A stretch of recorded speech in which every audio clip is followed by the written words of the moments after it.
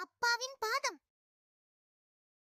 7 வயதான மாரி தனது அப்பாவின் பாதங்களை பார்த்து அவன் அப்பா கடுமையாக உழைப்பதை உணர்ந்தான். அவன் ஒரு நாள் தன் சேமித்த பணத்துடன் அப்பாவுக்கு காலணி வாங்கச் சென்றான். ஆனால் பணம் போதவில்லை. கடை உரிமையாளர், "இது உனக்கு பெரியதாக இருக்கிறது, யாருக்கு வாங்குகிறாய்?" என்று கேட்டபோது மாரி, "என் அப்பாவுக்கே" என்றான். கடை உரிமையாளர் மாரியின் அன்பை உணர்ந்து அவன் கொண்ட பணத்துக்கு காலணியை கொடுத்தார். மாரி மகிழ்ச்சியுடன் வீடு திரும்பி அப்பாவுக்கு காலணி பரிசாக கொடுத்தான். மாரியின் அப்பா மகனின் அன்பை பார்த்து கண்ணீர் விட்டார். இது அவருக்கு குடும்பத்திற்காக இன்னும் கடுமையாக உழைக்க உதவியது.